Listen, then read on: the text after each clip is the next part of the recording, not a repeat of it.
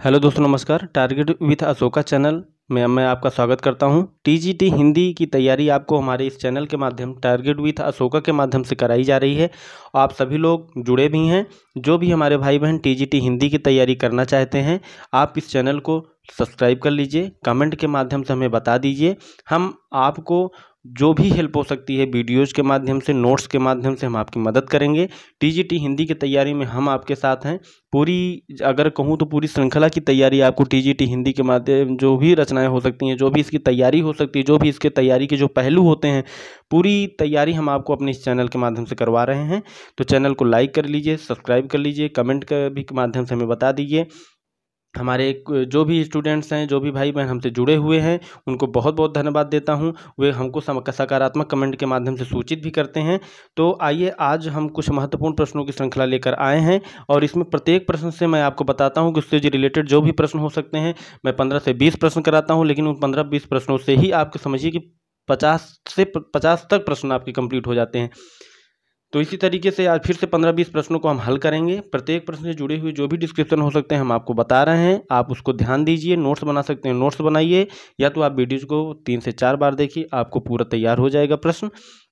इसकी पीडीएफ हम after video आपको प्रोवाइड करा देंगे, तो इसके लिए कोई दिक्कत की बात नहीं है। आइए देख लेते हैं, भविष्यत कहा के रचनाकार कौन है। ये आपका पहला प्रश्न देखिए, लिखा हुआ है, भविष्यत कहा के रचनाकार कौन है। तो भविष्यत कहा के जो रचनाकार हैं, ये धनपाल जी हैं। भविष्यत कहा के रचनाकार धनपाल जी हैं। भविष्यत कहा हिंदी साहित्य के आदिकाल के अपभ्रंश भाषा के कवि धनपाल की रचना है।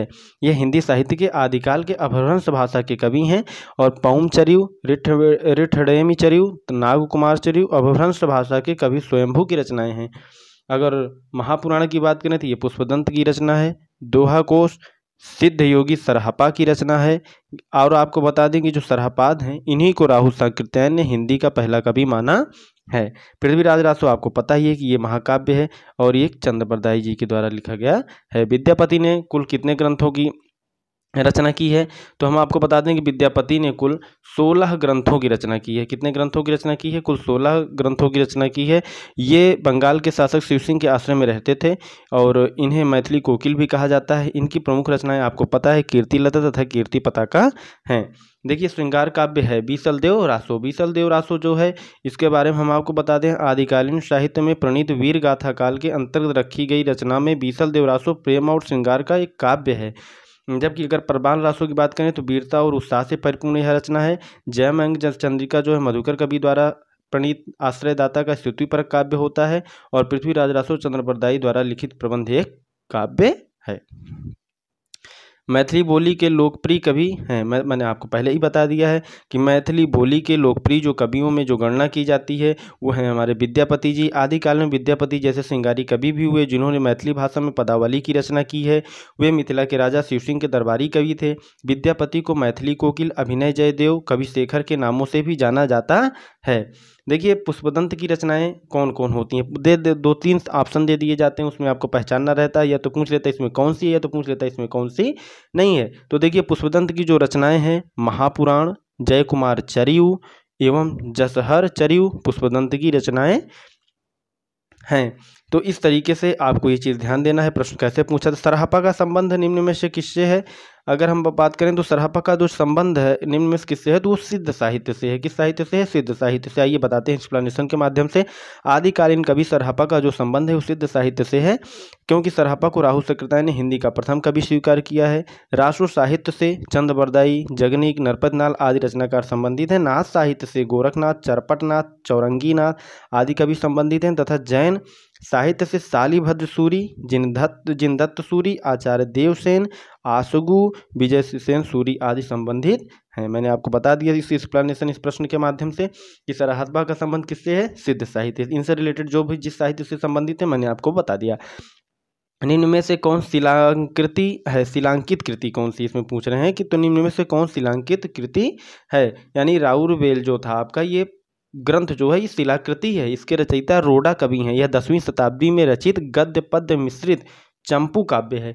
इस ग्रंथ की नायिका राउल है। राउरवेल से हिंदी की नखशिख वर्णन परंपरा का प्रारंभ होता है। ठीक है। आइए आगे प्रश्नों की श्रृंखला को देखते हैं। क्या है? शालिभद्र सूरी की रचना का नाम क्या है? शालिभद्र सूरी की रचना का नाम मैं आपको बता दूं, भरतेश्वर बाहुबली रास। शालिभद्र सूरी की रचना भरतेश्वर बाहुबली रास है। यह 1184 ईस्वी में रचित 205 छंदों का खंड काव्य है, जबकि सुमति गण द्वारा रचित नेमिनाथ रास एवं मधुकर द्वारा रचित जयमंक जस चंद्रिका है। ठीक है, अब देखिए आपका जो क्वेश्चन है नेक्स्ट, देसील बयाना सबजन मिठा यह प्रसिद्ध उक्ति किसने कही है? तो देसील बयाना सबजन मिठा यह प्रसिद्ध उक्ति जो है ये विद्यापति ने अपने ग्रंथ कीर्तिलता के संबंध में कहा है। कीर्तिलता ग्रंथ में विद्यापति ने अपने आश्रयदाता कीर्ति सिंह का वर्णन किया है। यह अपूर्ण ऐतिहासिक ग्रंथ है। इस ग्रंथ में विद्यापति ने जौनपुर के साथ वहाँ बहने वाली गोमती नदी का सुंदर चित्रण किया है। यह ग्रंथ भृंगी भृंगी संवाद के रूप में रचित है। विद्यापति ने इसकी भाषा को देसील बयाना कहते हुए कीर्तिलता को कहाठी कहा है। विद्यापति का कीर्ति पताका ग्रंथ अभी तक प्रकाशित नहीं हुआ, जैसे कि पिछले प्रश्नों में मैंने आपको बता दिया। विद्यापति की प्रसिद्धि का आधार जो था वो मैथिली भाषा में पदावली को है। राजा शिव सिंह ने विद्यापति को अभिनय जयदेव की उपाधि दी थी। नेक्स्ट क्वेश्चन देख लेते हैं। उपदेश रसायन के रचयिता कौन है? उपदेश रसायन के रचयिता कौन है? तो आंसर जो इसका होगा ये होगा जिनदत्त सूरी। ये 12वीं शताब्दी में रचित 800 पद्यों, ये जो थी 800 पद्यों रचित 810 पद्यों का नृत्य गीत ये काव्य है। जबकि भविष्यत कथा के रचयिता जो है कौन है? वो धनपाल हैं। स्थूलभद्र रास के रचयिता की बात करें तो जिन धर्म सूरी हैं, तथा भरतेश्वर बाहुबली रास के रचयिता शालिभद्र सूरी जी हैं। नेक्स्ट क्वेश्चन में आते हैं हम। तो अपभ्रंश का वाल्मीकि किसे कहा जाता है? अपभ्रंश का वाल्मीकि की अगर हम बात करें कि अपभ्रंश का वाल्मीकि किसे कहा जाता है, तो आपको पता है कि अपभ्रंश का जो वाल्मीकि है वो स्वयंभू जी को माना जाता है। किसको माना जाता है? स्वयंभू जी को माना जाता है। कौन सी रचना व्याकरण ग्रंथ है? कौन सी रचना व्याकरण ग्रंथ है? अगर हम बात करें तो उक्ति व्यक्ति प्रकरण, उक्ति व्यक्ति प्रकरण जो है आपका ये एक व्याकरण रचना है, उक्ति व्याकरण, और दामोदर शर्मा जी के द्वारा है। तो आइए देख लेते हैं आगे नेक्स्ट प्रश्नों को। प्रबंध चिंतामणि, प्रबंध चिंतामणि के रचयिता कौन है? प्रबंध चिंतामणि के रचयिता जो हैं वो आपके मेरुतुंग हैं। प्रबंध चिंतामणि के जो रचयिता हैं वो आपके कौन हैं? मेरुतुंग जी हैं। तो इस चीज़ को आप ध्यान दीजिए, जितने भी प्रश्न कराए जा रहे हैं ये आपके लिए बेहद इंपॉर्टेंट हैं। में कौन है? मेरुतुंग जी हैं। प्रबंध चिंतामणि के जो रचयिता हैं ये जैन आचार्य हैं मेरुतुंग, जिसको मैंने आपको बताया। इस ग्रंथ में धाराधिपति मुंज के दोहों का साहित्यिक महत्व तो सबसे अधिक है। ये दोहे अपभ्रंश भाषा में हैं। जबकि उक्ति व्यक्ति प्रकरण के रचयिता दामोदर शर्मा, दामोदर पंडित जी हैं। राहुल वेल के रचयिता रोड़ा कवि हैं। चंदन बाला रास के रचयिता आशुगु कवि जी हैं। कीर्तिलता किस भाषा की रचना है? तो भैया आप जानते हैं कि कीर्तिलता की जो भाषा है वो आपकी अपभ्रंश भाषा है। कीर्तिलता किस भाषा की रचना है? तो कीर्तिलता आपकी अपभ्रंश भाषा की रचना है। अगर मैं कहूँ कि पुरुष परीक्षा जो है ये किस भाषा की रचना है, तो पुरुष परीक्षा भी आपकी मैथिली में लिखी गई है। अगर मैं कहूँ कि गंगा वाक्यावली किसकी रचना है, तो ये मतलब किस भाषा में है, तो गोरक्ष विजय है, एक नाटक है। तो इस तरीके से आप इसको ध्यान में रखेंगे सभी प्रश्नों को। तो आइए हम देख लेते हैं अगला नेक्स्ट प्रश्न कौन सा है। आदिकाल में किस कवि ने अवहट्ट भाषा में रचना की? आदिकाल में किस कवि ने अवहट्ट भाषा में रचना की? तो हम बता दें इसका आंसर होगा अब्दुल रहमान। अब्दुल रहमान ने अवहट्ट भाषा की रचना। अब्दुल रहमान का जो संदेश रासक पहला धर्मेत्तर रास ग्रंथ है अवहट्ट भाषा में लिखा गया है। देसी भाषा में किसी मुसलमान द्वारा लिखित प्रथम काव्य ग्रंथ संदेश रासक ही है।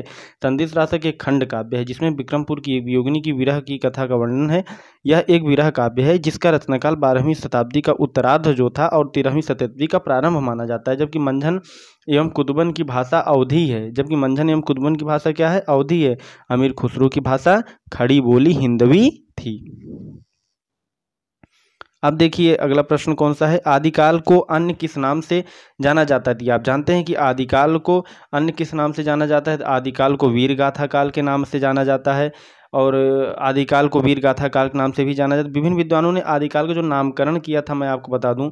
देखिए, डॉक्टर ग्रियर्सन ने चारण काल कहा, आदिकाल डॉक्टर हजारी प्रसाद द्विवेदी ने कहा, वीरगाथा काल रामचंद्र शुक्ल ने कहा, आरंभिक काल मिश्रबंधु ने कहा, सिद्ध सामंत काल राहुल संकृत्यायन ने कहा, बीजवपन काल महावीर प्रसाद द्विवेदी ने कहा, चारण काल या संधि काल रामकुमार वर्मा ने कहा था। तो ये सभी चीज़ें आपको ध्यान रखना है। मैंने टेबल के माध्यम से इसको अपने नेक्स्ट वीडियो मैंने आपको लिखा भी दिया था, बता भी दिया था, पढ़ा भी दिया था, तो आप इन सब चीज़ों का ध्यान रखेंगे। नेक्स्ट क्वेश्चन आता है कि किन रचनाकारों की भाषा को संधा भाषा कहा जाता है। किन रचनाकारों की भाषा को संधा भाषा कहा जाता है? तो आपको जाहिर सी बात पता है कि जो बौद्ध सिद्ध कवि होते हैं, जो बौद्ध सिद्ध हैं, उन्हीं को हम क्या नाम दिया जाता है? ये संधा भाषा कहा जाता है, क्योंकि ये जो भाषा का प्रयोग करते थे वो भाषा को संधा भाषा के रूप में ही जाना जाता। इसके एक्सप्लेनेशन की अगर हम बात करें, देखिए बौद्ध सिद्धों की भाषा को संधा भाषा इसलिए कहा जाता है क्योंकि यह पहले ये देखिए कि ये नाम किसने दिया। यह नाम मुनिदत्त तथा अद्वैय वज्र ने दिया था। अतः साधनात्मक भावनाओं को व्यक्त करने के कारण इनकी भाषा को संधा भाषा कहा जाता है। तो क्वेश्चन पूछा जा सकता है कि बौद्ध सिद्धों की जो भाषा थी उसका नामकरण किसने किया? तो आप बताएंगे कि मुनिदत्त तथा अद्वैय वज्र ने दिया था। और किस कारण दिया? साधनात्मक भावनाओं को व्यक्त करने के कारण इनकी भाषा को संधा भाषा कहा जाता है। कोई दिक्कत? ये समस्या है आपकी, जो भी था इस प्रश्न के माध्यम से मैंने आपको एक्सप्लेनेशन करके बता दिया। तो अब देखिए, अपभ्रंश के प्रथम महाकवि कौन थे? अपभ्रंश के प्रथम जो महाकवि थे या कौन थे, तो वो हैं आपके स्वयंभू। अपभ्रंश भाषा के जो प्रथम महाकवि थे वो आपके कौन थे? महाकवि जो थे वो आपके थे स्वयंभू। अपभ्रंश के प्रथम कवि एवं महाकवि 8वीं शताब्दी के लगभग 783 ईस्वी के हैं। इनका नाम स्वयंभू है। ये अपभ्रंश के वाल्मीकि भी कहे जाते हैं। डॉक्टर रामकुमार वर्मा ने हिंदी का प्रथम कवि माना भी है। पौमचर्यु, रिट्ठमेढ़ी तथा स्वयंभू छंद आदि स्वयंभू की रचनाएं हैं। ये हो गया हिंदी का प्रथम महाकाव्य। आपको पता है कि हिंदी का जो प्रथम महाकाव्य है उसे पृथ्वीराज रासो के द्वारा रचित किया गया है।